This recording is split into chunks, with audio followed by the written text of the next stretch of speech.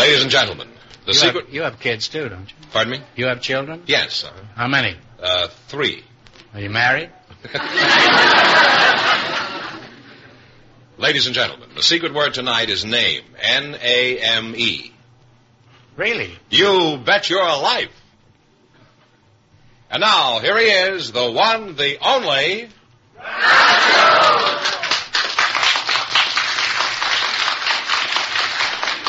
It's nothing to shout about. They're a dime a dozen.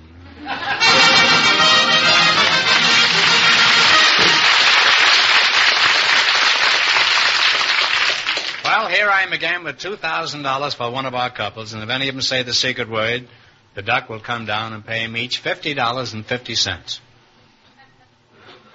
Our duck gives away more money than any other duck on the air. No other poultry farm can make that statement. The word tonight is name. Hasta la vista. Okay, Rockefeller, take off. George, who's first? Well, Mrs. Sylvia Thompson and her partner Ben Zeppa are waiting. Are you wearing a foundation? No. You look thinner tonight. I do? I guess the way you're standing. I guess it must be. I just thought you were wearing a foundation. Well? Have you ever worn one? No, I never have. Wouldn't hurt you to get one. I think Mrs. Thompson and Mr. Zeppa are still waiting out there. He's waiting out where? Right out here. What, do you have them tied up or something? No. There they are now. Oh, well, welcome. Welcome from Moose Lodge, number 9, East Liverpool, Ohio. Say the secret word and you'll divide $101. It's a common word, something you always have with you. Well, let's see. Sylvia Thompson and Ben Zeppa, eh? You make quite a combination there. Sylvia, how tall are you? I'm 6'1" in my stocking feet and almost 6'4" in my heels. Oh. Well, do you know a lot of heels? No. And Shorty, what is your height? 4'8". 4'8", huh? Is that the class you're in, 4'8", you said? No, 4'8"? That's my height. Oh, 4'8" what, I mean? Feet. 4 feet, 8 inches. Huh? You're almost as tall as she is. You're the tallest 4'8" I've ever seen.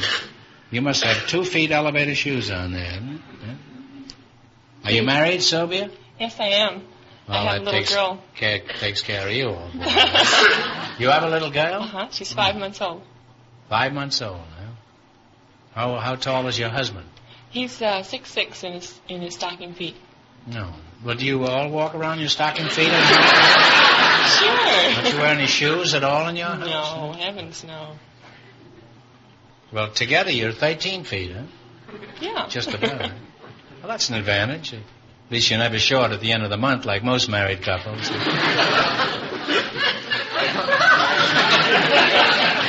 How did you meet this dinosaur, Sylvia? But dinosaur? Isn't she a singer, Dinosaur? Well, this giant that captivated you. Well, we were at a tip-topper dance, and... You were where? I met him at a tip-topper dance. Tip-topper dance? Yeah, we were dancing. So what do you do? Go walk around and tip your tops? No, that's a club. That's a club? That's a club for tall people. Oh. The girls have to be 6 foot in their stocking feet. Here we go again. And the boys have to be 6'4" in their stocking feet. Pretty gamey around there, isn't it?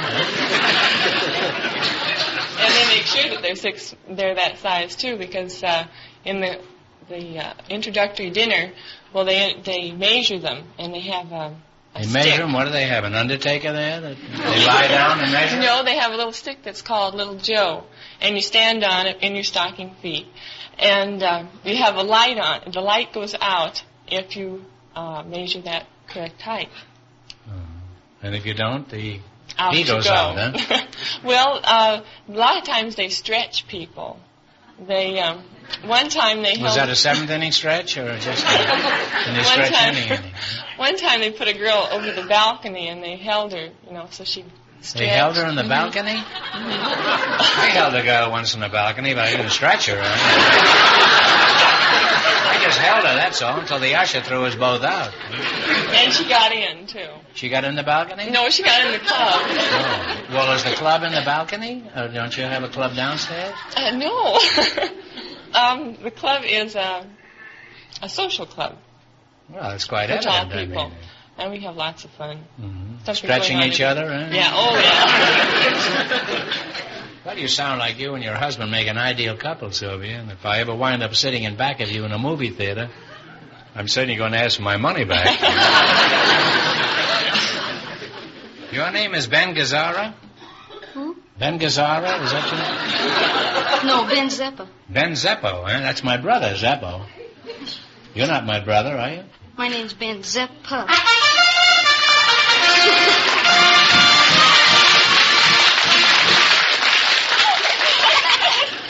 You said the secret word, Ben Zeppo.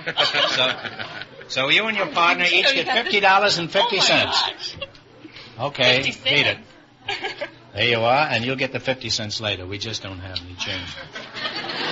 See, it used to be $100 for the secret word. Now it's 101 on account of the other shows giving away such huge sums. No, this is true. We have increased the amount. Because we don't take a back seat for anybody. I didn't know what it said. How old are you, Ben? 13. 13. Huh? You must lead a very clean life because you don't look a day over 30. Were you named after Benjamin Franklin? No. Who were you named after? Big My Ben, father. the alarm clock? No. Oh, your father is an alarm clock? No. Oh. You know, I never was 13 years old. I was 12 once. In fact, I was 12 for about 8 years. In fact, all the brothers were when we used to travel in Baltimore. If you were 12 or under, then you went on half fare on the railroad train. And for years we traveled this way.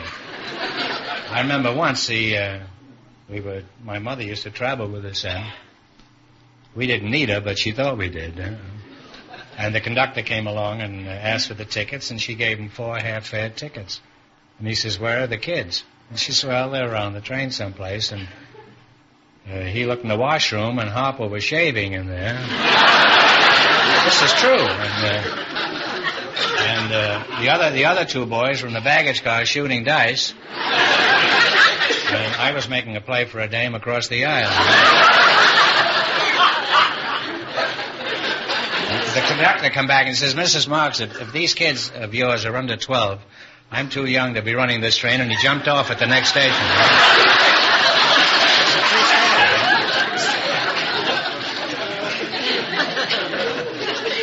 So, actually, how old are you, Ben? 13. 13. You're sticking to that story, huh? Mm-hmm. Were you born in L.A., Ben? No, I was born in Liberal, Kansas. In Liberal, Kansas, huh? Mm-hmm. Well, could you tell us something about Liberal? Well, I don't know very much about Liberal because we moved whenever I was about a month old. Oh, well, then I don't imagine you know much about it, huh? Oh, well, I know that my grandfather worked there in he owned a machine shop, and the machine shop burned down, and he didn't have no insurance, so... Well, it's very silly of him to set fire to this thing if he had no insurance. You tell your grandfather the next time he wants to practice arson to take out the insurance first. Huh? Because that way you can be pauperized in no time. Do you have any brothers and sisters? Now talk slowly so I can get this stogie lit, huh?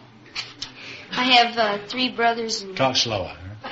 I have 3 brothers and 1... Okay, speed it up. I have 3 brothers and 1 sister. Oh. How do you get along with your brothers and sisters? Okay, all except for my little brother, 6, Jimmy. I tell him to come in the house, and I go and get him, and he won't come, so I hit him, and he starts crying, and he comes to my mother, and my mother gives me heck, so if I don't get him, I get heck, and if I get him, I get heck.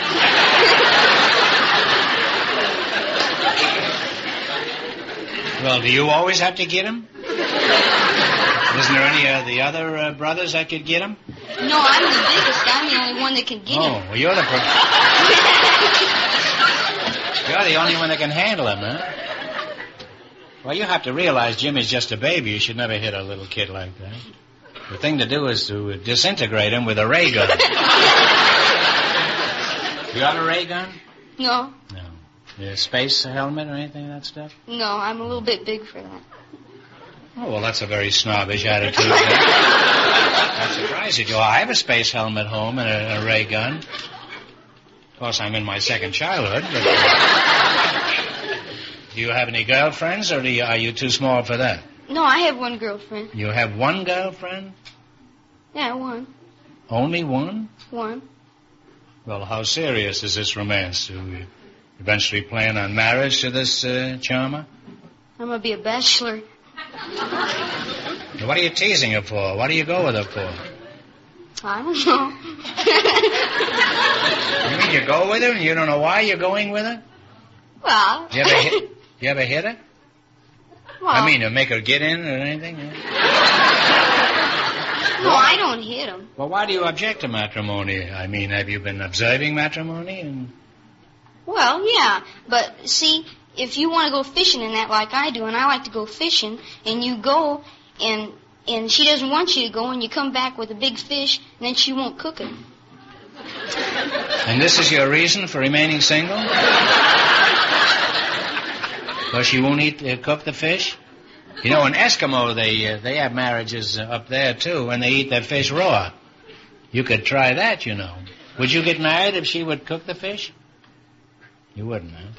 Oh, but Hoover's married, and he goes fishing. Well, how do you know she won't let you go fishing? Have you discussed fishing with her? No, she doesn't like fishing. She doesn't like dogs neither. Does she like you? I haven't asked her yet.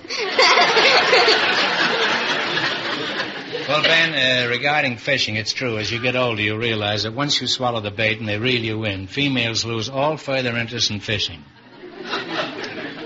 And isn't that true? No. It's not. Do you go fishing? Yes, I go with my husband. You do, huh? In your stocking feet? Bare feet. And I cook them, too. Oh, you cook your husband? No.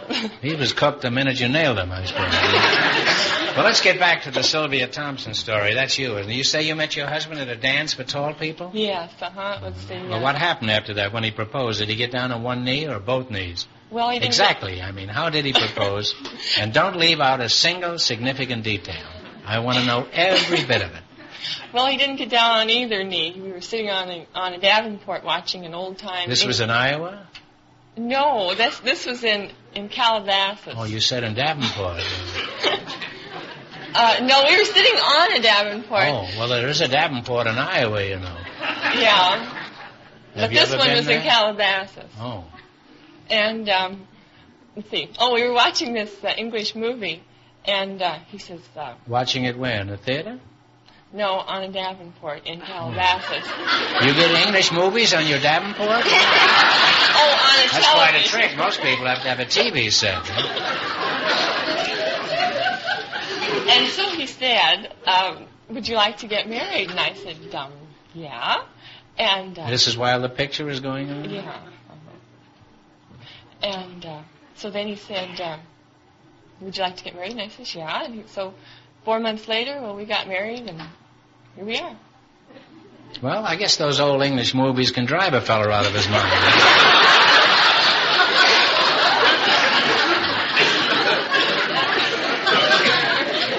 What was the picture, do you remember? I haven't the slightest idea.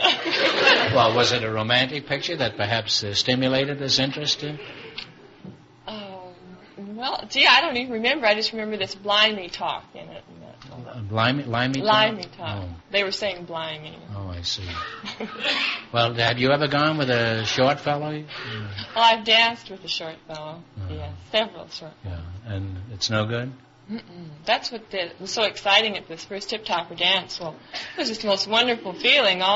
Everyone is as tall or taller than I am. Well, but isn't there something nice about dancing with a short fellow so you can't see his face? You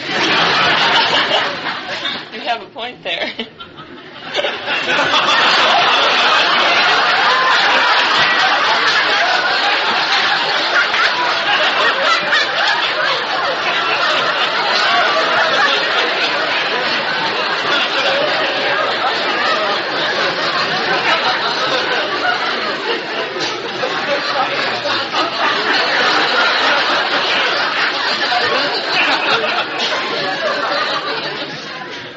shaved a couple of weeks ago.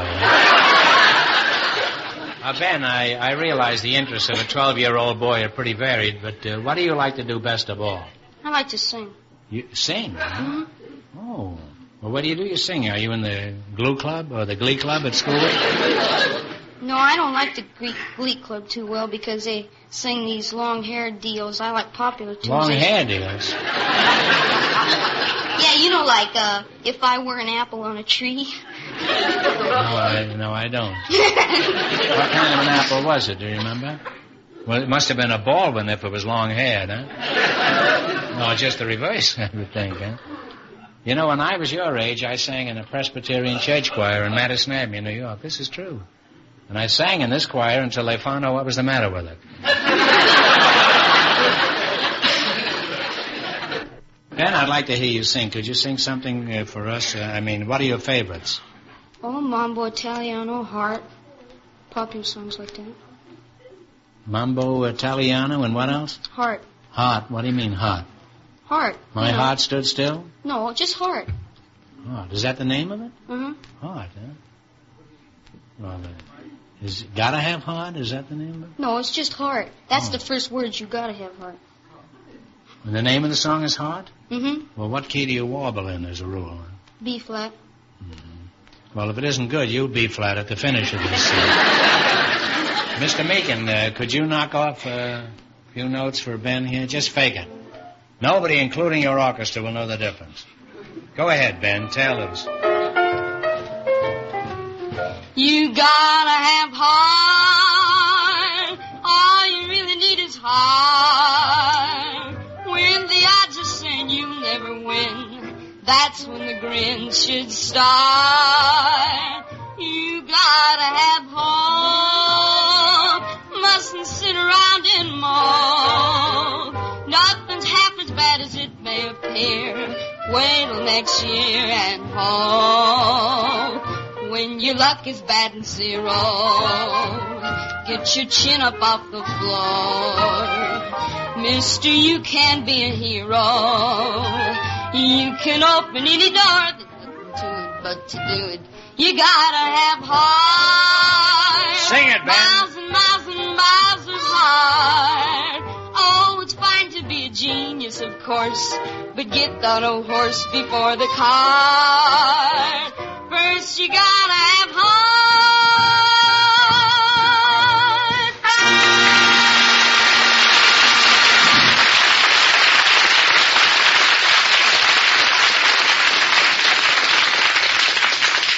Ben, you've got an excellent pair of pipes, and someday if you work hard, you could be another Caruso.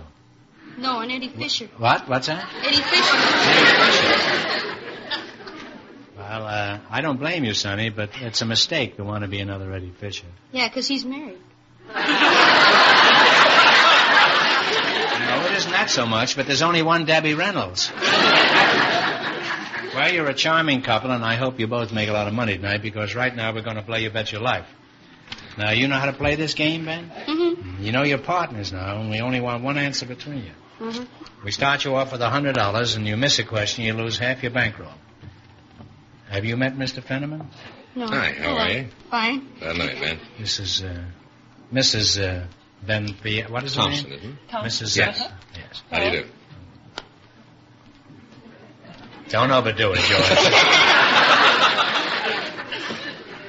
Now, you selected the musical category, and these are all top tunes of the last 20 years. And remember, the more the question is worth, the harder it is. Now, what do you want to start with? 10, 20, 50, all the way to 100? 100. I think you better discuss this with your partner. We did. We did. Oh, you agreed. When did you meet? This morning, you two? Now, this song was written in 1936, but it became very popular in 44. Let's see if you can remember it. Play, Jack.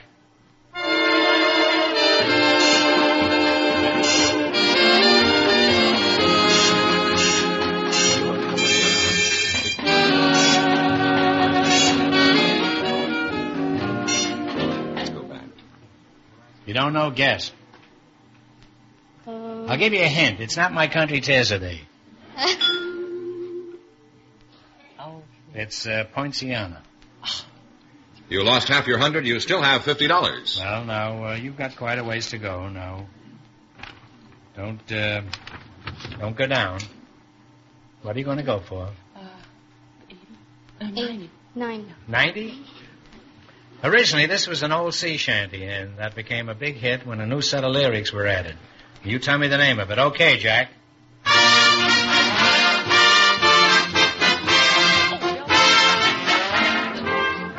What is it? Bell-bottom trousers. Sing it, Ben. Sing it. Bell-bottom trousers. That's it. They're a little short in the waist, But that's right. That's for $90, and you now have $140. Right. Now what are you going to go for? 80, 50, 30? 80. $80. This song was written by Ray Noble. Now, you give me the title of it.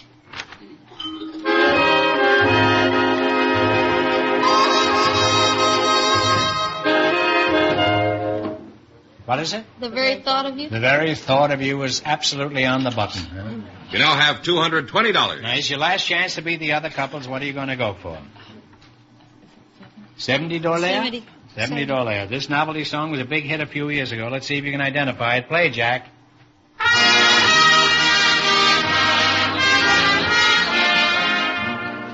How much is that dog in the window?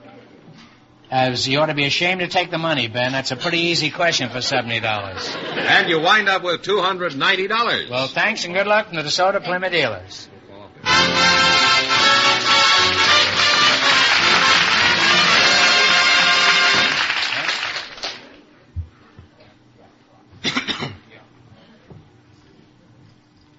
You want to get in the show?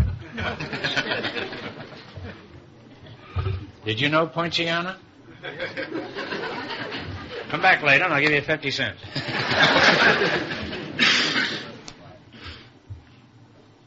Well, Groucho, just before we went on the air, our studio audience selected Mr. Robert McLeod to be on the show tonight, and his partner is Mrs. Pearl Money. Folks, would you come in, please, and meet Groucho Marx. Welcome to You Bet Your Life. Say the secret word and divide $101. It's a common word, something you always have with you. Pearl Money and Robert, what is it? McLeod. McLeod, huh? Oh. Mrs. Money, last time I saw you, you were in my wallet. Where are you from? Sadlersville, Tennessee. Where? Sadlersville, Tennessee. Sadlersville? You're from the South, huh? And you're actually Confederate money, huh? Then I went to... I assume you married Pearl, is that right? Yes. Then you married Money, eh? That's true. You're very shrewd. What's his first name? Bill Money. Plain Bill. Is it a $1 or a $2 bill? Huh? I'm sorry, Pearl. I just couldn't help it. That joke was burning a hole in my pocket. Well, no more jokes about money. Enough is enough. Now, Pearl, can you lie down on your back and touch your toes? Well, I don't believe I could. Well, try it, huh? Lay down on my back? And touch your toes. Huh? You mean you want me to lay down? Yes, this kind of a show. That's the kind of a show we have. Over here, Pearl. Now, you just lie down right here, huh? Now, you lie down and then get up and touch your toes. Now, touch your toes. It's not easy. Well, that's pretty good. That's pretty good, huh?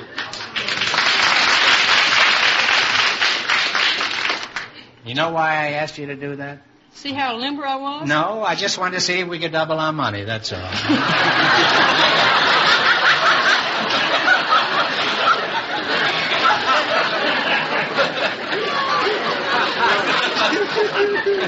You're a good sport, kid. Well, what is your name again, Shorty? My name is Robert McLeod.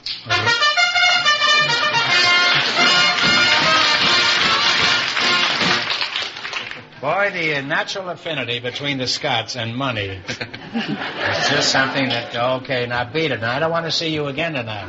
You're pauperizing the DeSoto Company. It's $50 for you and $50 for you because that's the secret word, Ben Piazza. Was that the name? No. Secret word is Pearl Money. No.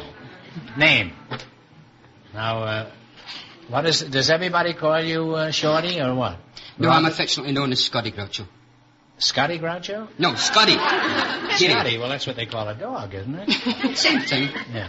Well, why do they call you Scotty? Are you part Swedish? No, I'm from a place called Queen's Park, which is in the west side of Glasgow, Scotland. Oh. Well, If you were 100% proof Scotch, you'd have a government stamp on the top of your head. Unless you were bootlegged. How tall are you, Scotty? I'm 5 foot, Groucho. Oh. Where do you work? I'm at the Beverly Hilton Hotel in the Red Lion Bar.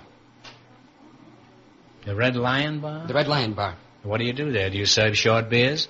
No, I'm a bartender, but I sort of think of myself as a practitioner, you know. Take the beefs about their wives and this and that and the next thing, you know. I know everything's supposed to be pretty swanky at that hotel, isn't it? Is there anything outstanding about your bar besides the price? Yes, insofar as we do not allow ladies in during the daytime. How dreary, eh? Why are women barred from your bar? What's wrong with women? That's a pretty ridiculous question, isn't it? There's nothing wrong with women. No, you bet there isn't, Scotty, and don't you ever say there is. Oh, I agree 100% with that. I'm all for them. Are you for all of them? I'm not that big, Groucho. No. Well, how did the ladies react to this snide discrimination? Well, the ladies sort of reacted to it so violently indeed that we had to shift the opening hour for ladies from 6 o'clock back to 4 o'clock in the afternoon.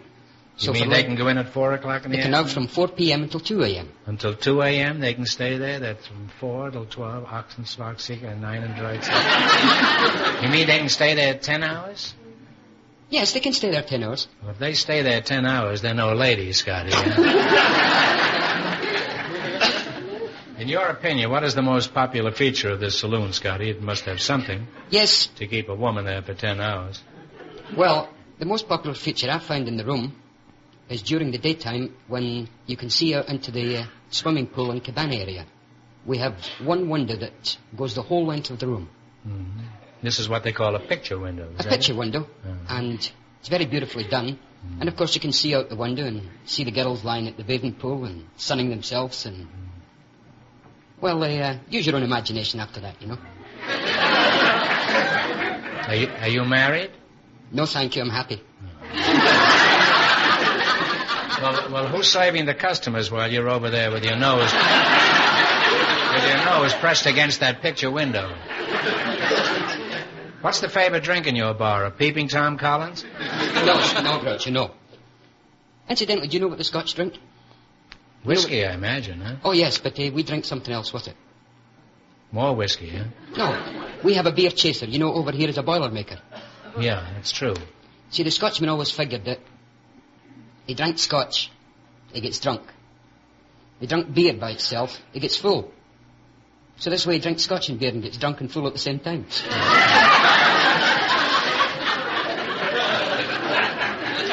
This is providing somebody else is paying for it. Naturally. The Scot will pay for the beer, but the other guy pays for the whiskey, is that? Most definitely, yes. Do you know any Scotch songs there, Scotty? Oh, I know a few. Can you... Practically every Scotsman, you know, Roman and the Gloamin', I Love the Lassie, Duck and Doris, Nice to Get Up in the Morning. That was one of Harry Lauder's favourites. Oh, Nice to Get Up in the Morning? Yes. Well, could you sing a few bars of that for the customers? Certainly. Well, tell us, huh?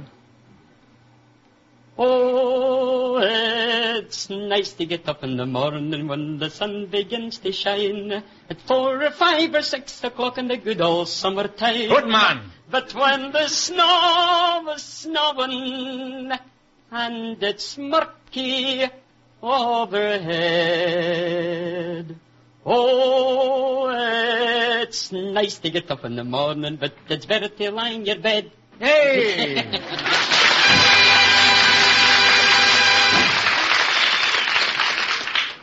Well, you're married? Yeah. How did you meet your husband, Mr. Money? Well, Was it the name that attracted you? No, I didn't know his name when I first met him, naturally. I went into a... You know his name now, though, huh? Oh, yes. I went into a restaurant to get some information, and he was sitting on a stool talking to another gentleman in reference to what he was going to have to learn when he went into the Army, so... he asked the... Was this a barroom? No, it was just a regular restaurant. Uh-huh. He was going in the Army and he wasn't in a barroom?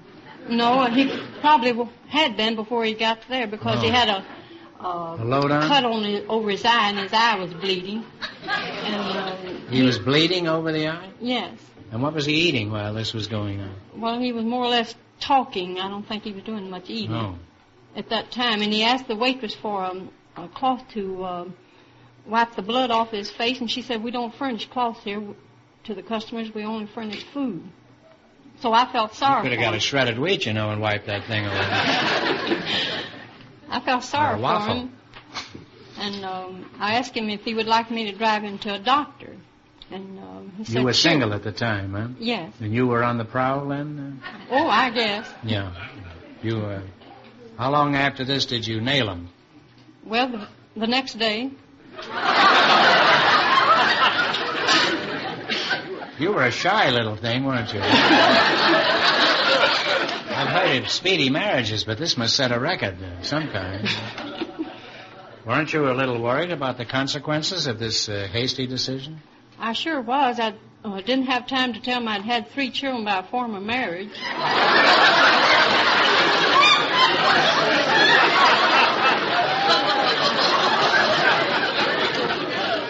It was a bad week for this fellow, wasn't it?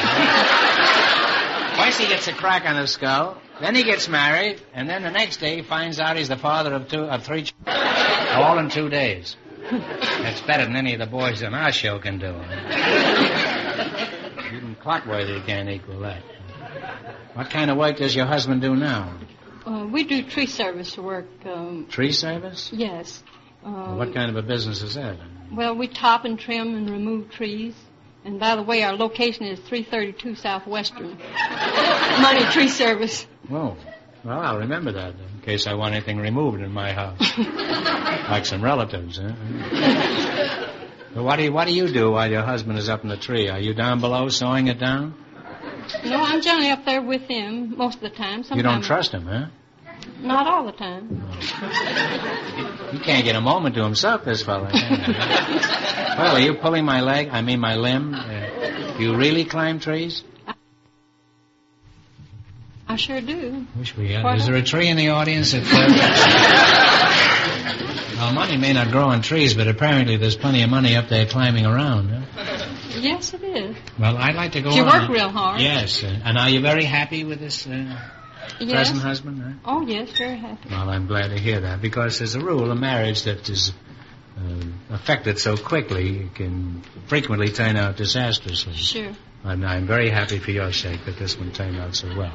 And do the children love their newfound father? Oh, yes, very much so. How old are the kids? Well, the oldest one is 23, and the next one is 22, and the next one's 21, the next one's 5, and the next one's 4. Oh, there have been some new bushes since the...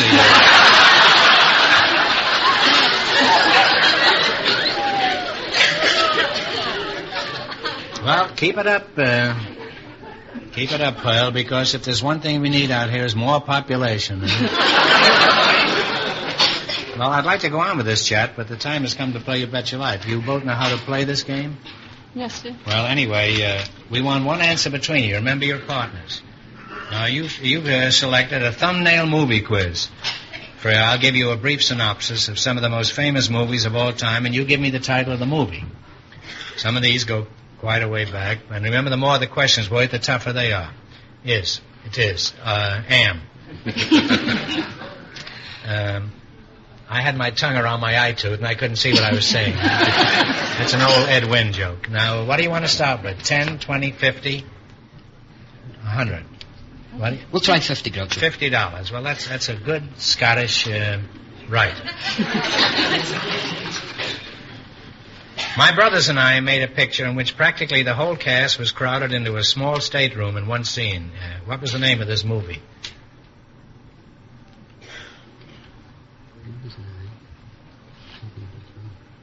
Seven Brides for Seven Brothers.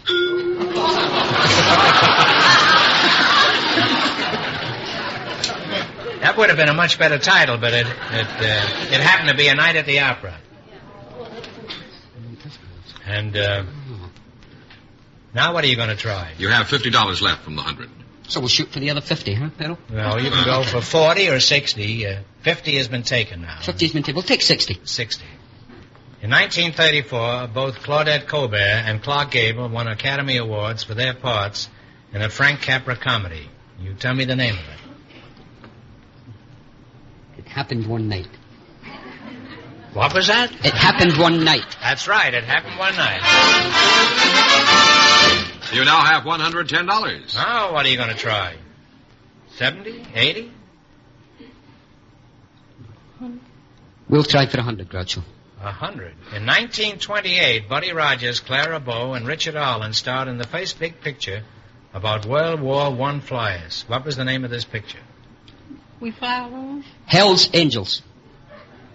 No, that's very nice, but you're both wrong. Huh? It was Wings. You now have $55. All right, you still got a chance. Now, what are you going to go for? Little ones are easy. Which one? 80? 40? We'll go for 80, Groucho. 80. Now, one answer this time. I don't want two answers like you did last time. In 1942, Greer Garson, that's a countrywoman of yours, and Walter Pidgeon starred in a movie about an English family during World War II. What was the name of this picture? The name of it was Mrs. Miniver. That's right. Mrs. Miniver's right. And you wind up with $135. Now, before you leave, I presume you're a British subject since you work in the Red Line Inn. No, sir. I'm an American citizen. Oh, but you still have a kind of a proprietary interest in Oh, very definitely. what goes on in the British Isles. Do you think that Captain Townsend should marry Princess Margaret? I very definitely do. Even if it disrupts the whole British Empire? That's going to disrupt nothing. Just let them get married and be happy, that's all. Well, that's a simple solution. And in the morning, I am going to send her a wire and tell her that Scotty at the Red Line Inn at the Hilton Hotel advises her to get married immediately. Thanks to both of you, and good luck from the DeSoto Plymouth dealers. From Moose Jaw.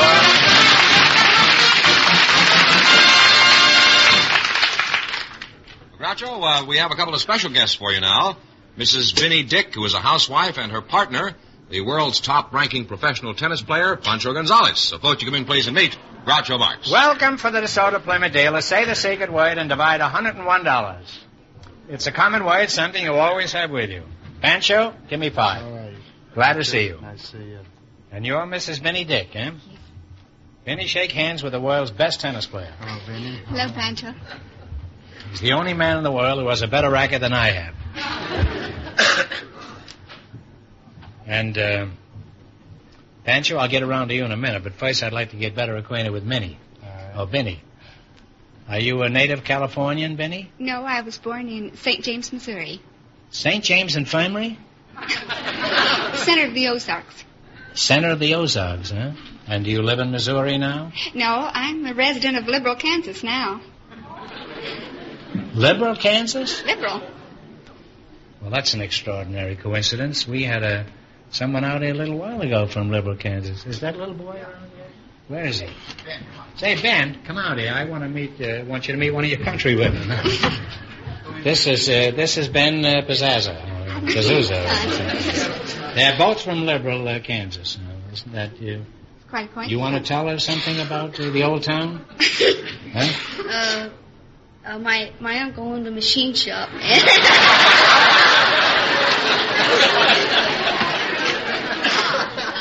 What was Montgomery. His name was Montgomery, Robert Montgomery, and he burned this machine shop to the ground and neglected to have it insured, and so he was pauperized, and that's why Ben is now singing on television. Well, Ben, nice to see you, and thanks for coming out. Well, now then, isn't that an extraordinary coincidence? How big is this town? It's a city of about 10,000. Imagine, 2 people. We've never had that in the 9 years I'm doing this show. 2 people from the same town. I mean, you could have 2 people from Chicago or Philadelphia or something, but from Liberal, Kansas. Well, wonders will never cease. Gosh, all hemlock. Gee whiz. Gosh. Well, what kind of a place is Liberal, and just how liberal is it, Vinnie? Well, it's a city situated in the southwestern part of Kansas, an extreme southwestern part, on the at the junction of highways US 54 and 83. It is the capital city of a 5-state shopping area, and it is also known chiefly for agriculture. However, there is a I imagine Benson must be very popular around there, huh? Well, Pancho, I'll get back to you, Vinny, but let's find out something about you. I know a lot about you, but let us find out some more. Where are you from, Pancho? I'm right here from Los Angeles. Well, you're a very good advertisement for Los Angeles. Wrap that ball around. Were you always interested in tennis, or did you have a go at other sports? No, I played other sports. I started out in grammar school, and I played marbles. I was marble champ in 1935.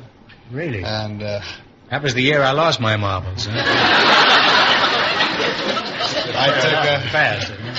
I took up decathlon sports in the park, and I won. You took up Catholic sports, did you say? No, decathlon. Oh, decathlon. I don't hear well. My glasses need fixing. And I also played football, baseball, and basketball in high school.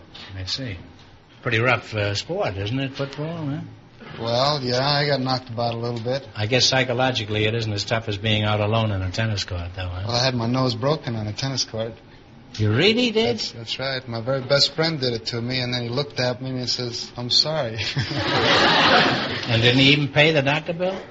Someone did. I didn't. What were you doing? Were you standing at the net and he tossed an overhand smash at you? No, he was my partner. Oh, that's a fine partner to have, huh? Well, was he betting on the other team? Why did he? No, we had a ball right in between us, and I was looking up at the ball and hollering mine, and he caught me with his backswing right across the nose. Who was this scoundrel? Hugh Stewart. Oh, that big lumbering ox. I know him very well. Are you married, Pancho, or do you just play singles? No, I'm married. Well, you can't win every time. You think marriage has helped your tennis? Well, yes, I think it has. Mm-hmm. I guess there's nothing like marriage to perfect a man's defense against a strong backhand. An overhead smash, huh? Well, it helped me in that I was stay in at nights back east during the touring instead of going out with the fellas playing poker. Yeah, shooting crap with Bobby Riggs, huh? I was after. You were after him, huh? That's right. A lot of people were after Bobby Riggs, too. Very few of them caught him, though. Huh? That's true. You're a young, good-looking champ, Pancho. I'm sure you must be besieged by pretty girls. How does your wife feel about you playing a harmless game like tennis with beautiful babes in shorts? You know, mixed doubles, huh? No, I don't play mixed doubles. You don't play mixed doubles? No. Not even on the court? No, they're bad for my tennis. My wife knows that. Well, what have you got against girls? Nothing, just they're bad for my tennis. Well, you stick to your racket, and I'll stick to mine. How long have you been playing pro tennis? I turned professional in October 1949. Mm-hmm. I remember the first time you came out in the Southwest tournament there. And you knocked off three of the ranking players in rapid succession. Yes. It was Dromby, wasn't it? Drobny. And Parker and Falkenberg. Oh, yes. Those are the days. These are the days, Pancho. What kind of a rating have you had as a professional? Well, in my... This is for the audience. I know what kind of ratings you had. I had the rating of number 2 in 1950, 51, and 52. 53, 54, and 55 have had the rating of 1. Mm-hmm. Is there as much money in professional tennis as there is in amateur tennis? Well, I think there's a little more, but by the time income tax gets to us, they beat us. You might just as well be playing Seabright and Forest Hills. Huh? That's right, yes.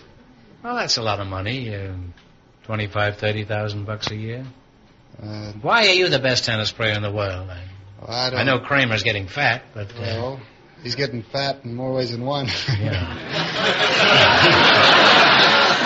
You don't mean up here, huh? Oh, no, that stays the same. I think I've just been fortunate to play well during the championships, and I've won them. Well, you're just wonderful to watch out there. I classify you with the immortals. Thank you. The Tildens and Donald Budges and Kramer when he was thin. Did you ever see Tilden play? No, I guess you were a kid then. No, I played a tour with him when he was 58 years old. He was still pretty good, wasn't he? Great athlete, and he loved tennis more than anyone I think I've ever seen. Do you do anything else besides playing tennis, Pancho? Yes, I go into endorsements. I have a Pancho Gonzalez tennis short, the shirt, and my racket, which I try to promote when I'm here at home. Did you ever play my son, Arthur? I don't think we ever played tennis against each other. Matter of fact, I heard he was a very good player. Well, he played a couple of years at Forest Hills. Got to about the third or fourth round. Are you interested in tennis, Benny? No, I'm just interested in pancake racing. In Pancho racing? You want to race him? Pancake racing? Yeah.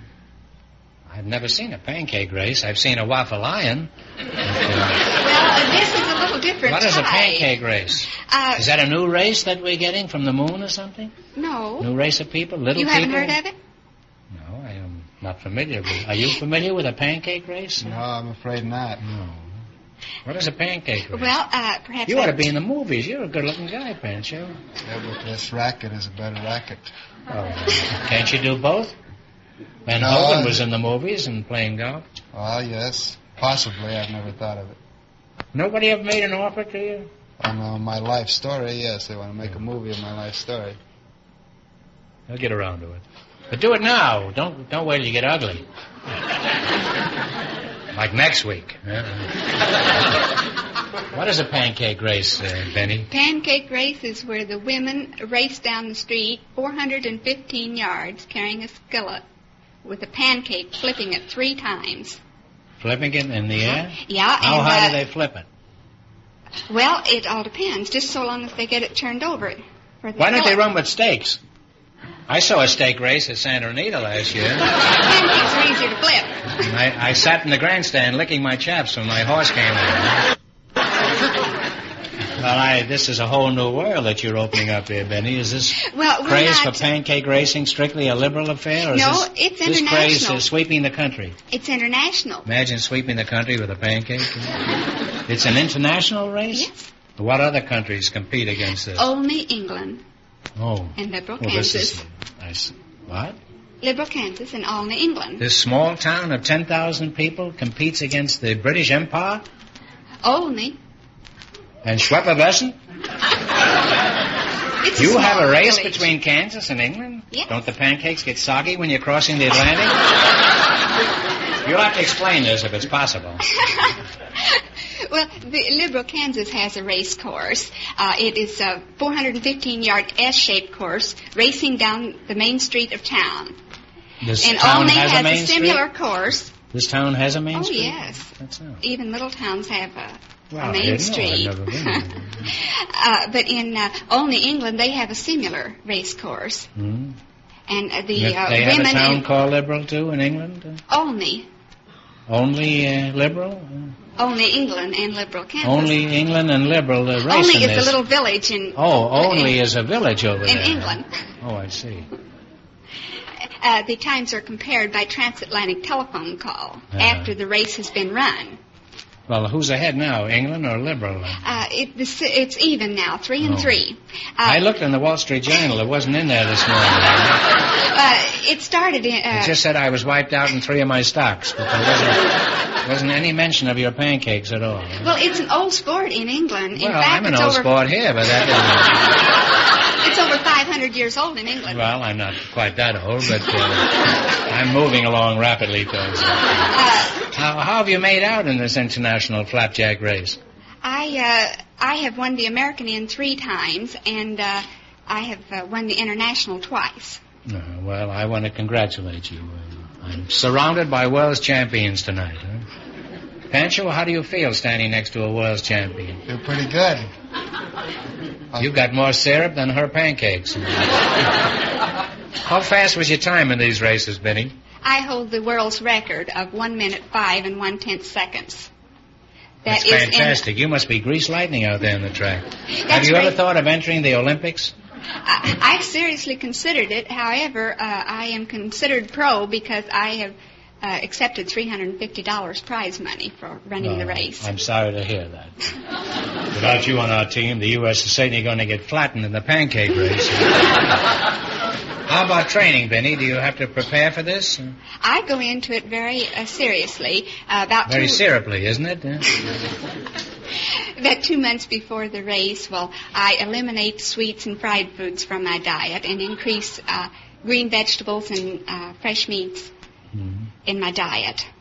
And then about a month before the race, I start in with my training programs, such as doing a lot of walking as much as 3 miles a day. You walk 3 miles a day And, with a frying pan in your hand?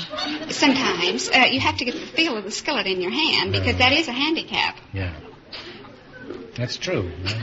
I also have, since I do work through the day, I have to go out on these lonely country roads at night and do my training with my husband behind me in the car, clocking me with a stopwatch. Now, what is your fighting weight for the championship? 92 pounds. 92 pounds. I gained 2 pounds once, and my husband told me I had to lose it, that it was too much. Well, where did you lose it? In Liberal? Or, you weigh 92 pounds. A stack of flapjacks weighs more than that. Pancho, what kind of training do you do when you defend your title? I don't have any special training. Your wife doesn't go out and run you in back of a car? No, she might send the skillet out after me. Oh. Well, there you are. That's the difference between an ordinary world's tennis champ and an international pancake champion. Pancho, if you want to beat Vinnie, you'd better start chasing automobiles. Well, she's got me tired already. Was it much of a trick to run and flip flapjacks at the same time? Yes. In fact, I almost lost a race once by dropping my pancake right at the finish line. You dropped your pancake right at the finish line? Yes. Well, what happened? Did your elastic break? No, I guess I was just excited. And then well, did you pick it up again? I mean, was there a mixed crowd there? You can pick up the skillet. But you can't pick up your pancake? Huh? You can pick up the pancake, flip it again, and then cross the finish line. However, I didn't know you could flip those things. I thought you could just pick them up, that's all. Oh, you flip them. Uh-huh. Well, aren't they full of grease by this time? They don't care what condition this pancake is in when the race is over. So long as you come in with one piece of it. Uh-huh. But you do How have to come in. small a piece would you say you have to come in? Well, there has been a lot What's of the controversy. smallest piece you ever came in with? Do you know? Well, even though I've dropped mine, I've always come in with a full pancake. You dropped your complete pancake, one. but you still come in with it, huh? Yeah. Well, where do you drop your pancake? At Sandy Hook, like the ships coming in from Europe? When is this contest held? It's always on Shrove Tuesday. It's an annual event. Shrove Tuesday? Shrove Tuesday, that's the day before the start of Lent. Incidentally, it will be next February the 14th. Well, isn't it pretty cold to be dropping your pancake around in February? Well, most of the time, the weather is very pleasant. However, 2 years ago, I did get a mild case of frostbite. Well, I should think so.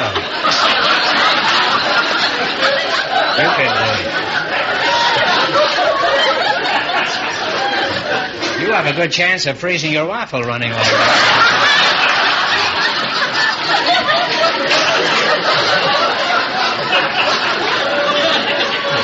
Well, it's certainly been educational talking to you two, and I'd like to continue, but the time has come to play You Bet Your Pancakes. You both understand the rules, I presume, huh? If you win anything, of course, we pay you off in pancakes. Now, you selected small towns and cities of the United States. You've done a lot of touring, Pancho. You ought to be pretty good at this. You'd think I would be. I hope so. Well, I hope so. Well, don't forget, she's an expert. Now, I'll list 6 cities and towns all in the same state, and you tell me in what state they're located. Remember, the more the questions worth, the harder it is. Now, you can start with 10, 20, all the way to 100. What do you want to start with? 90. One answer between you. 100 on the first 100? You're in the finals already, huh? Well, that's my boss over here. All right, what state are these towns and cities in? Green Cove Springs, Dade City, D-A-D-E, Fort Myers, St. Augustine, Live Oak, and D-Land. Sounds like Florida. We think. Florida? Yeah, that's right. Florida. Now, I heard somebody say that in the audience, and we're going to let them have this, but from now on, it makes it very difficult for them because we have to throw it out if we hear rooting from the audience. So if you'd all keep your trap shut until this is over.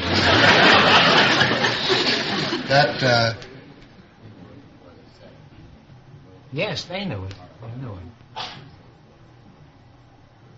Florida is right. Thank you. You now have $200.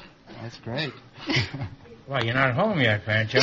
No, it just reminded me of the professional tournament they hold in St. Augustine. Oh. Well, now what are you going to go for? Should we go for 90? I guess. 90. 90? Here are the towns and cities. Vicksburg, Rolling Fork, Yazoo City, Natchez, Belzoni, and Wiggins. What state are they in? Vicksburg, Rolling Fork, Yazoo City, Natchez, Belzoni, and Wiggins. Massachusetts? No, you're quite a ways off. It's Mississippi. All right. Well, you're back where you started. You still have $100. You know, if Mississippi asked Missouri for her New Jersey, what would Delaware? Idaho, Alaska. That's what we used to say in school. And until I go back to school, I'm never going to repeat that again. What are you going to go for, Panch? Be 80 now, I guess. Panch, what state are all these towns and cities in? Crown Point, Red Key, Rising Sun, Tell City, Kokomo, and Angola. Indiana. Indiana? Back home again in Indiana is right. And you now have $180. Here's, now you can go all the way from 10 to 70. Last chance to beat the other couples. 70? Here are the towns and cities. Bonners Ferry, Soda Springs, Moscow, Boise, Blackfoot, and Jerome. What is the state? Idaho. Idaho is right.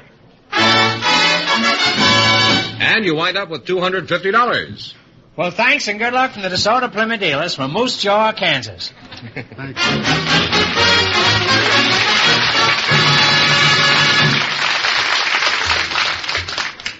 And that means that Mrs. Thompson and Ben Zeppa with $290 in just 1 minute. Zara, isn't it? No, Zeppa. Oh. In just 1 minute, get the chance at the $2,000 question.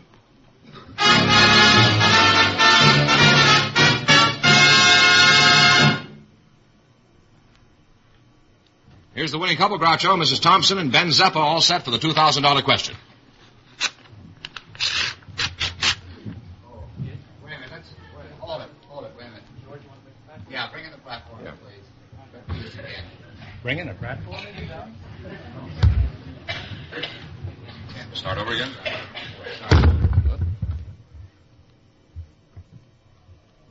We have a lot of production on our show. This is a sort of a spectacular. We have this platform here. And here's the winning couple, Groucho, Mrs. Thompson and Ben Zeppa, all set for the $2,000 question. Here. Well, here's your chance to get rid of that girl, Ben, and because you may have money after this. You also may not. All right, here we go for $2,000. I'll give you 15 seconds to decide on a single answer between you. Think carefully, and please no help from the audience. Here it is. Captain James Cook discovered the Hawaiian Islands in 1778. For $2,000, what name did Captain Cook give to the Hawaiian Islands?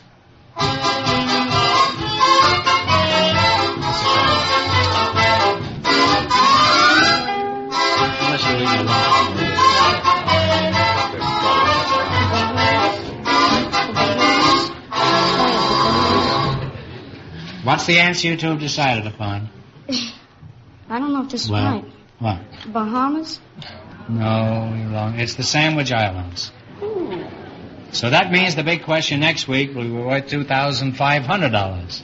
Well, they lost the big money. How much did they win the quiz, George? $290 in the quiz. And didn't they win the secret word? Yes, the Well, how much is that total now? $390. No, what about the $1, George? Oh, I've forgotten about that. $391. That's better, George. Well, congratulations, and thanks to both of you and to all of our contestants on the show tonight.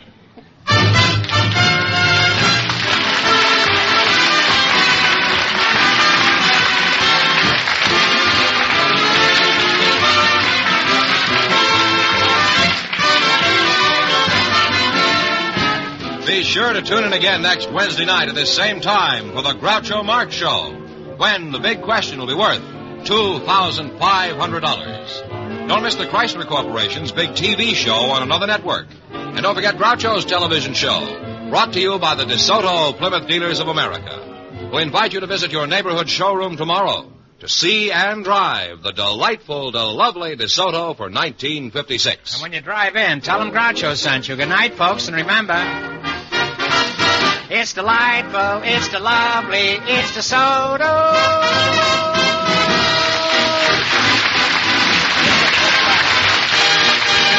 Folks, here's a reminder from the National Safety Council. Whether you're walking or driving, darkness is a signal to proceed with care and be more alert. You Bet Your Life, transcribed from Hollywood, is produced by John Goodell. Directed by Robert Dwan and Bernie Smith. Music by Jack Meakin. This is George Fenneman signing off for the DeSoto Plymouth Dealers of America. You Bet Your Life is heard by our armed forces throughout the world. I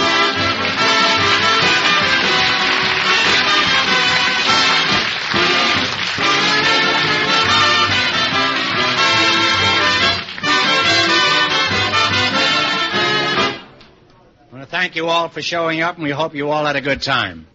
Those who didn't, if you'll send me $12 in cash just to defray the cost of mailing, we'll send you each a lifetime supply of Maidenform bras. Good night. Wait just a moment, folks. We'll take your picture, and you can then wave back at yourselves when you... I shouldn't have said that, because I have a great prejudice against wavers. If you wouldn't mind. Fine, with some applause and a smile. What do we do? Oh, well, you see? This is why they pay extra so much money in the movie business. Light always goes on. Now, if you can recall about an hour ago and smile and applaud as if you had... Are we? Thank you. Like you had just met Mr. Marx.